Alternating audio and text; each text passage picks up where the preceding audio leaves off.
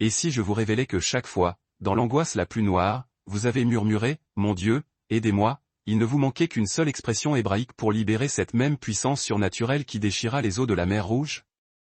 En 1947, lorsque ce jeune berger bédouin découvrit les manuscrits de la mer Morte, les archéologues mirent au jour quelque chose qui les laissa stupéfaits, figés sur place.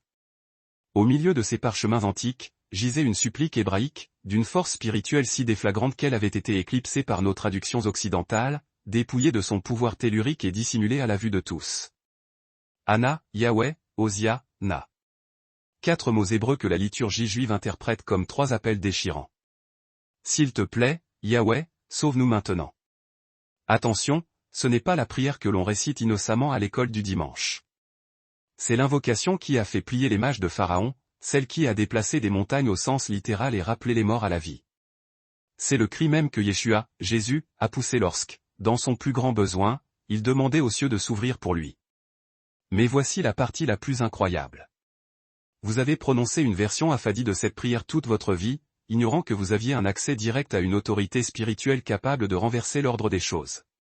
Ce cri ancestral résonne à travers l'Ancien et le Nouveau Testament, invitant chacun d'entre nous, juifs et gentils, à participer à l'histoire de l'intervention surnaturelle de Yahweh. Si vous êtes avide de vérités bibliques qui transforment votre existence, cliquez sur vous abonner et activez la cloche dès maintenant pour nous rejoindre dans ce voyage de découverte. Car lorsque les érudits ont finalement décodé le sens profond de ces 3 appels, cela a complètement réécrit tout ce qu'ils croyaient savoir sur la prière elle-même. Chaque croyant fait face à ces moments où tout semble absolument impossible. Quand les murs se referment sur vous et que toutes les solutions humaines ont échoué, laissant derrière elle un silence terrifiant. Les Israélites connaissaient bien ce sentiment. Ils vivaient sous la menace constante d'ennemis infiniment plus nombreux, mieux armés, et semblant invincibles. Pourtant, ils avaient accès à une ressource que nous avons oubliée. Une prière si simple, si directe, qu'elle traversait les cieux tel un éclair. Laissez-moi vous emmener au psaume 118, 25, où cette prière apparaît dans sa formulation hébraïque originale, Anna, Yahweh, Osia, Na. Littéralement, s'il te plaît, Yahweh, sauve-nous maintenant. 4 mots hébreux qui s'unissent en un seul plaidoyer désespéré. Le mot Anna porte le poids d'une supplication désespérée, comme un noyé qui crache son dernier souffle en s'accrochant à la vie. Puis Yahweh, le nom de l'alliance, qui signifie « Je suis celui qui suis », l'être éternel est présent. Et enfin Osiana, que la liturgie juive traite comme une seule expression urgente signifiant « Sauve-nous maintenant ». Mais c'est ici que cela devient fascinant. Il ne s'agissait pas de n'importe quelle prière. Dans l'Israël antique, lorsque quelqu'un criait ces mots, il ne faisait pas une demande polie. Il activait un mécanisme céleste qui fendait le voile de l'univers comme la foudre. Mais il y a quelque chose d'encore plus puissant, caché dans cette phrase, que la plupart des gens manquent. Permettez-moi de vous emmener à 3 moments cruciaux de l'écriture où cette prière a littéralement changé le cours de l'histoire. Premièrement, regardez dans 2 Rois 6h26. Le roi d'Israël marche sur les remparts de sa ville pendant un siège si brutal que les gens en arrivent à dévorer leurs propres enfants. Une femme crie vers lui en utilisant la racine hébraïque exacte, « Au secours, mon Seigneur, ô roi ». En hébreu, c'est le même cri désespéré et honorifique, et il force le roi à agir immédiatement. Deuxièmement, dans le psaume 116, 4, David utilise cette expression précise. Alors que la mort l'entourait de toutes parts, il clame, « Alors j'ai invoqué le nom de Yahweh. Honora Yahweh, délivre mon âme. » Et regardez ce qui se passe ensuite. Le verset 8 dit que Yahweh délivra son âme de la mort, ses yeux des larmes et ses pieds de la chute. Mais l'exemple le plus puissant vient d'un endroit inattendu.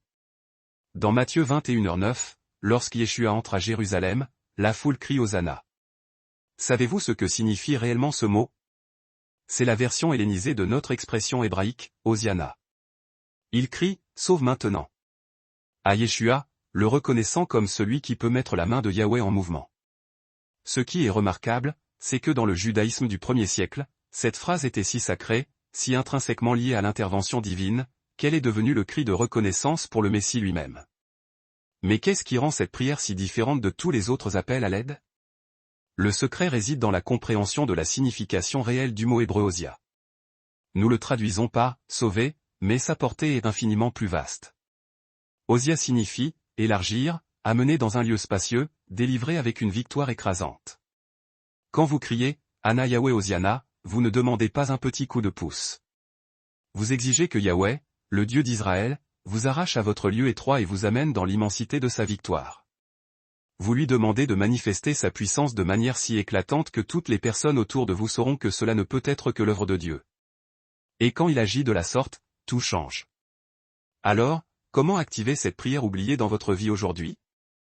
Laissez-moi vous donner un processus en 3 étapes qui honore à la fois la puissance et la révérence de ce cri ancestral. Première étape, soyez honnête concernant votre lieu étroit. Cessez d'essayer de gérer, de négocier ou de maîtriser votre situation impossible. La beauté d'Ana Yahweh Hosanna est qu'elle exige une transparence totale, une capitulation sans condition. Identifiez le domaine précis où vous avez épuisé toutes les solutions humaines. Nommez-le. Admettez votre impuissance. Il ne s'agit pas d'abandonner, mais d'être réaliste quant à l'endroit où vous avez désespérément besoin de l'intervention divine. Deuxième étape, priez avec l'urgence hébraïque. Ne vous contentez pas de dire les mots, ressentez leur poids existentiel. Lorsque vous priez Ana Yahweh Hosanna, vous ne récitez pas une formule magique. Vous criez depuis les profondeurs de votre esprit vers ce même Dieu qui a séparé la mer Rouge et ressuscité les morts. Priez jusqu'à ce que vous sentiez le basculement, l'anxiété se change en une attente confiante. Troisième étape, guettez le lieu spacieux. La réponse de Yahweh pourrait ne pas ressembler à ce que vous attendiez, mais elle vous mènera toujours dans un espace spirituel plus vaste. Soyez prêt à reconnaître son nausea, sa victoire écrasante, même si elle se manifeste de manière inattendue. Laissez-moi vous parler de Déborah. Son fils adolescent avait été arrêté pour possession de drogue, et elle risquait de le perdre définitivement dans le système carcéral. Elle avait épuisé toutes les ressources, avocats, conseillers, même un déménagement. Rien ne fonctionnait. Une nuit, brisée et au bout du rouleau, elle s'est souvenue de cet enseignement. Elle s'est mise à genoux et a crié, Ana Yahweh Hosanna, de toute son âme, non pas une fois, mais pendant des heures. Elle m'a confié plus tard qu'elle avait ressenti comme si quelque chose s'était ouvert dans les cieux. 3 jours plus tard, le dossier de son fils fut mystérieusement transféré à un juge réputé pour privilégier les programmes de réhabilitation. 6 mois plus tard, son fils était dans un programme chrétien de rétablissement au lieu de la prison. Mais voici le véritable miracle. Leur relation fut restaurée de manière à dépasser de loin la simple résolution du problème légal. Yahweh n'a pas seulement sauvé son fils de la prison. Il a conduit toute leur famille dans un lieu spacieux de guérison émotionnelle et spirituelle. Telle est la puissance d'Ana Yahweh Hosanna. Cela ne fait pas que résoudre des problèmes. Cela transforme votre capacité entière à recevoir la bonté de Dieu. Alors, voici ce que je vous demande de faire. Si vous faites face à une situation impossible en ce moment, si vous êtes dans ce lieu étroit où seul Yahweh peut intervenir, je veux que vous tapiez Hosanna dans les commentaires ci-dessous. Déclarez que vous êtes prêt pour sa victoire écrasante dans votre vie.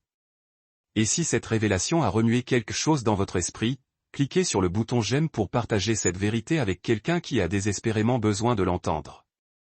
N'oubliez pas de vous abonner et d'activer la cloche de notification pour ne jamais manquer ces mystères cachés qui peuvent transformer votre marche avec Yeshua, notre Sauveur. Et voici quelque chose de spécial. J'ai créé une ressource puissante appelée « Les 7 noms cachés de Dieu », qui vous mènera encore plus loin dans ce type d'intimité avec Yahweh. C'est absolument gratuit. Il suffit de vérifier le lien dans la description ou de chercher notre dernière publication communautaire. Ces noms vont révolutionner la façon dont vous priez et vous connectez au cœur de Dieu. Mais rappelez-vous ceci, Ana Yahweh Hosanna n'est pas une formule magique. C'est une relation. C'est le cri d'un enfant qui sait que son père détient le pouvoir de déplacer le ciel et la terre en sa faveur.